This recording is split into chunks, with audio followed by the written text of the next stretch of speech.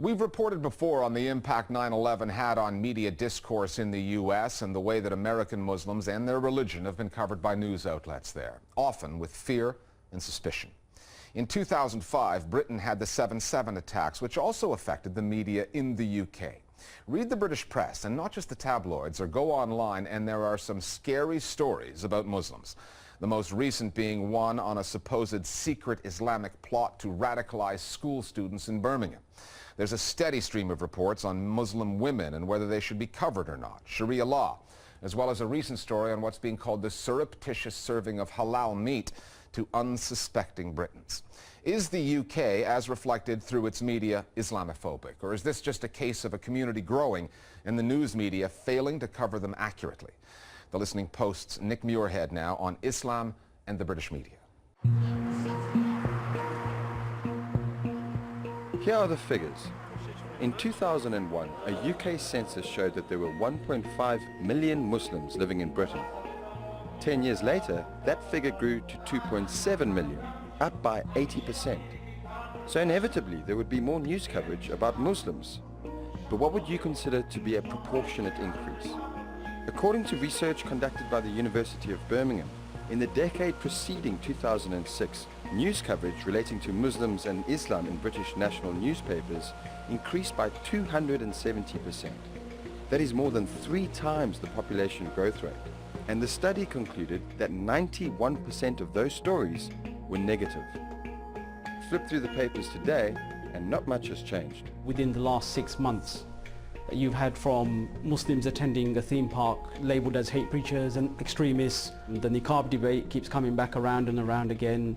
The halal was another issue. Trojan horse plot, Muslim schools. When you look at these series of stories, it's putting the spotlight on a very small minority. For example, if we look at the niqab and the wearing of the niqab, it's likely that less than 1% of British Muslim women actually wear the niqab.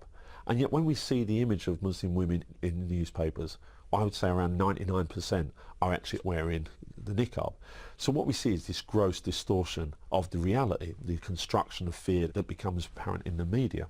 The idea that the British media is in any way Islamophobic, that is to say, fearful or loathing of Muslims, is absolutely ludicrous. What it is an attempt to understand a growing dynamic in Britain. As they exert their numbers, as they now move into education and other areas, it is the job of the media to try and help people who are already here to understand them. It's not fear, it's trying to comprehend and understand. And according to Engage, a Muslim advocacy group in the UK, they are failing.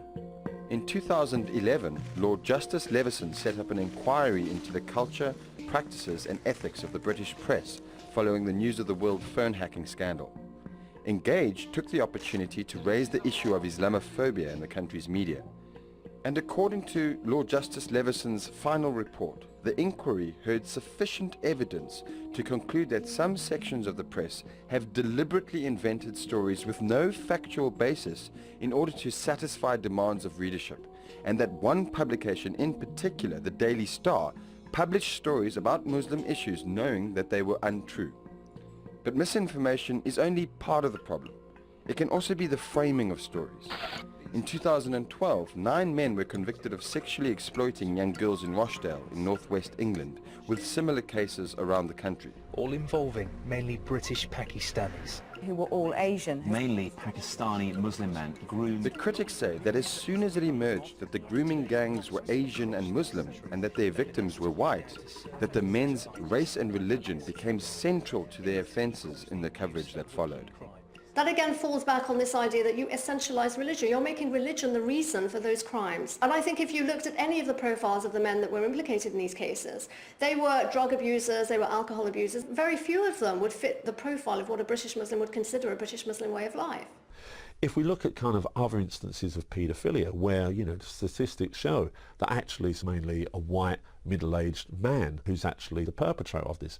We don't talk about this being a white crime or a white phenomena, but if Muslims are involved, that actually comes to the forefront. So we always talk about Muslim grooming. But what you have to remember in this case is that evidence was put before the court in Britain that the reason these men preyed on mostly white girls, I'm not saying this is true, I hasten to add, but that what was heard in court was they preyed on white girls because they saw them as cheap, easy and available, and they would never do it with their own Muslim girls. That is why their faith became important. If counsel says that in a court, it has to be covered. I would argue to my journalistic dying breath, it is germane to the story if that's what drove the men to choose vulnerable white girls. Journalists are often under pressure to get across a lot of information with, in the case of print, as few words as possible, or for broadcasters, as little time as possible. One of the ways they do that is to use journalistic shorthand. And when you look at the coverage of Islamic issues in Britain, certain words, adjectives keep coming up. Terminology that has broad implications, but is short on meaning. Everything has an IST, so you've got jihadist, Salafist, Islamist. It just feeds into the language in terms of allowing those right-wing journalists their own definition of people, which is a negative definition, and classifying them so that it's easier for their readers to understand that this is exactly who we're talking about. So if, for example, if you call an Islamist here and you call the Muslim Brotherhood Islamist in Egypt, then they're the same people. It's never just the word Muslim or Islam which is used. So there's always these appellations with it. So it'll be radical Muslim or mainstream Muslim. There's always this demarcation between good and bad. There's always this idea being reinforced that actually not all Muslims are good. So even if there's a good story, they will be referred to as moderate Muslims or mainstream Muslims. Last month, The Guardian's Nazreen Malik said that there is a cycle of Islamic scare stories that keep resurfacing in the British media. The question is why? I've been a journalist for probably more than 3 decades, maybe 4 decades, I don't know. All stories are on a cycle. And here's a classic example. In Britain, sometimes we love to do stories about dogs biting children. I don't know why, but in Britain we like these stories. A Rottweiler will bite a child, and these bites are probably going on all the time, but by God, for 2 or 3 weeks afterwards, the newspapers are full of Rottweilers biting children. The reality is, it's selling. It's selling newspapers, it's getting discussion on radio shows like mine, it's making TV bulletins, so suddenly it's in cycle. It's the same, without being offensive, I'm not likening the cause to animals, but it's the same sort of thing with Muslims. Suddenly the stories are in vogue. Causality is a really difficult thing. To suggest that media output necessarily has led to certain changes in society or certain shifts in the way in which Muslims are treated. One of the lasting consequences of media output after 7/7 has been the construction of the entire community as complicit in some of these crimes. And whereas ordinarily you might have identified minorities within that community as part of the problem, certainly in the construction of the war on terror, that you're finding huge majorities of Muslim communities that are now come in for that level of exceptionalisation. We should have a space where we can actually disagree and debate and contest and challenge. I don't think that's Islamophobia at all.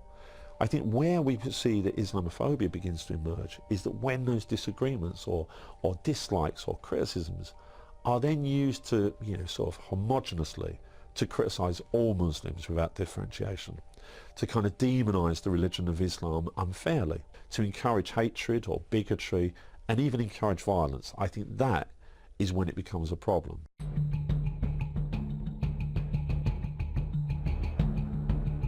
British Muslims are a minority, but the majority of news stories about them are negative. Some journalists say they are just trying to, quote, understand the Muslim community. Others say they are merely reflecting society and its attitudes.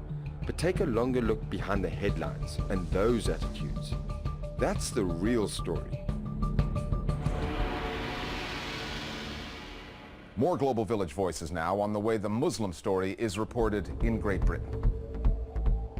There is a tendency to depict Muslims and Islam as a religion in a frightening way. The problem is that what you can see also since 7/7 and since 9/11, there is a lack of differentiating between the extremist and the mainstream. Unfortunately, what's happening is that these very rare extremist cases are depicted as representing the whole Muslim community, and that is what makes the relation between Muslims and non-Muslims more problematic. Where is the religion of the EDL supporters?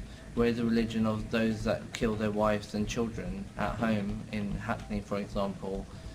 But a family kills their daughter in broad daylight in Pakistan in front of the court, and it's immediately seen as caused by Islam.